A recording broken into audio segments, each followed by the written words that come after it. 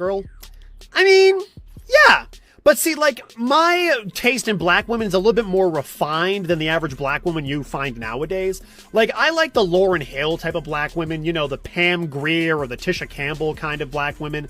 Like, why is it every time I walk through a mall or I walked into a convenience store, all the women there look like Glorilla or Sexy Red? It's like those women just look like science experiments from the CIA meant to destroy the black community. So, like, if you're saying that, hey, man, do you think, like, Glorilla sexy? Hell no! Now, if you got me a girl that looked like Patrice Rushen, then, all day, every day, let's get it cracking. But I'm not gonna curse my children with a mother that goes, ski-yee! Phone-em! Ain't no way. Just ain't no way. The other thing is, too, is the disgusting hair, colored hair they have nowadays. Whatever happened to afros and looking like you're Garnet from Steven Universe? Now they all got, like, red hair with green highlights. Like, look at Kanye West's daughter. It's like, baby girl, you do not need aquamarine hair to make yourself look beautiful. You are beautiful the way you already were born. I don't need no girl to look like Hasanu Miku. Oh, my God. All right, this Canada wildfire smoke is going cray, but we still here. But yeah, I want to address this, man. I've seen a lot of people send this to me. You know, it's Brad talking about he don't like the aesthetic of the current black woman, and if you know black women look like Patrice Rushen or did he say Pam Grier from back in the day? He don't like the wigs and you know, all the color, the eyelashes and all that stuff he said. And, you know, black men been saying it forever, but you know, we're nobody's black women. We don't care what black men think. You know what I'm saying? So, you know, that's why a lot of brothers, you know, a lot of black women act like they don't know why brothers, some brothers don't deal with black women. Y'all don't do nothing for black men, you know, but when the Brad said, no, they have no smoke for him. If a black man said that, dog, they would have found where he worked at, had him lose his job, the whole hit the link in the description, join the Patreon. Real talk. You know, their Brad can pump and dump them. Brad can send them colorful wigs to the upper room. They can see a Brad who really not into these women, especially on reality TV shows. You can see that the dude don't really like the Keisha, and you know they'll still root for him. Still, I like him. You know, it could be a gay Brad. You know what I'm saying? Brad can tell them what to do. Brad can get black women on back on point if they wanted to, because we can't say nothing to them. We can't say what we prefer. We can't talk about preferences. Then if we talk about preferences, we a colorist, or oh, your mother was black, all that stuff. They have all these preferences for black men that they don't have for white men.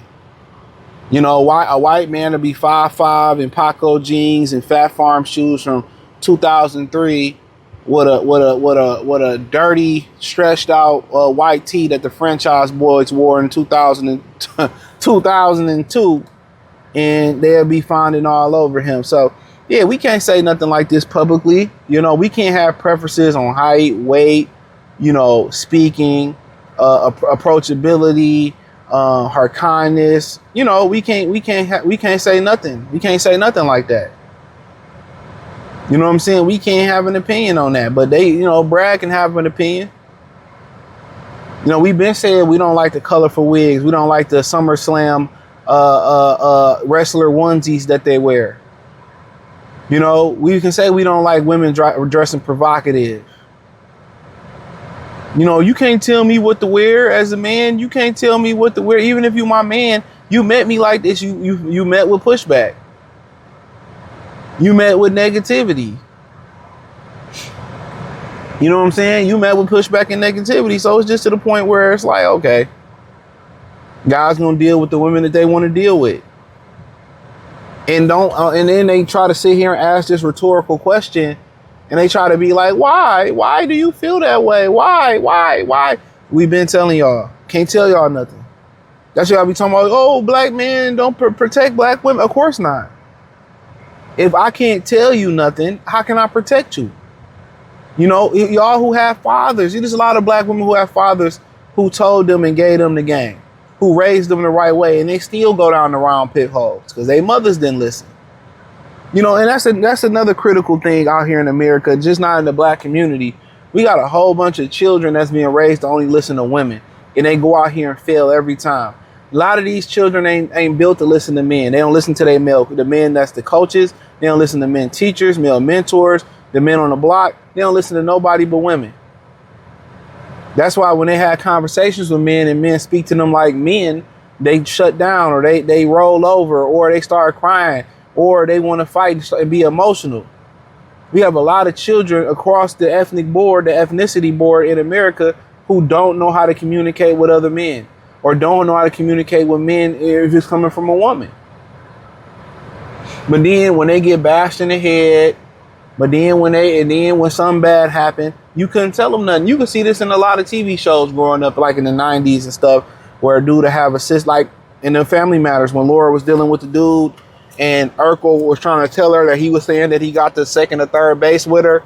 And she was like, oh, Urkel, you just hating on him. And it came out was true. And Eddie had to come to her defense and put hands on Buddy and make Buddy apologize to her. It's been going on. Women would be in a lot better position if they listened to what the real men had to say. And that's not even do what the men say. Just listen to what the man's saying. You know, it's been even situations where, you know, I done dealt with a woman who had a dude and, you know, she was venting, and I'm trying to help you get to that solution with your dude. Like, here, even side niggas to try to help your relationship. It's a lot of niggas who dealing with baby mothers, and they help the baby mother get back in the relationship with the father, because you giving her something, you filling in that disconnection where you don't understand. Women always look at shit as a woman. They don't look at it as a man. And when a man is able to connect to you and you able to respect this man's word, revere this man, and he telling you what you need to know, it all makes sense. You know what I mean? But, you know, in general, we can't tell them nothing. So guess what? We can't have preferences. When we say something that's misogyny, when they say something, we don't like our skin color, our mothers was black. I mean, let Brad say it. That's something that black men been saying for the last, 10 to 15 years, just in this era, since 2010.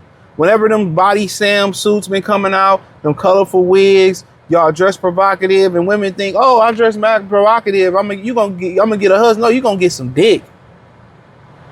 You gonna get a dick and an Uber home, and I ain't paying for it. The real men want women who portray to be women. How can I, you know, take you in different spaces as I elevate? Because that's what men do. Men elevate. You know, real men elevate. How can I take you in these spaces? You got red hair, blind with blue streaks. You don't know how to dress for the case. You got tattoos all over your body. You know, these women today got more tattoos than men. They becoming the men. They lifting weights like men. They tatted up like men. They stature is like men. They voice is deep like men. They got more hair on their face than men. You know what I'm saying? Don't nobody want that sexy red shit, that red hair. You know what I'm saying? You know, and sometimes you can make some look tasteful, but all that shit y'all be wearing, dress like a respectable woman. But then they want to dress like hoes, freaks, and prostitutes, and that's what it all about. They whole aesthetic is about being is prostitution. From they standards in dating to how they dress, everything is prostitution. You know the funny thing about it, and this is something that nobody really gonna say. Most of the women, like in general, and I just say like that, you get in bed, they trash. They trash, bro. Did you see Black China sex tape? Trash. See Kim Kardashian? Trash. All these women that dress like hoes, dress like freaks, they be trash in bed, bro. The vast majority be trash. But then again, you got a lot of dudes who don't know what good sex is and good pussy is.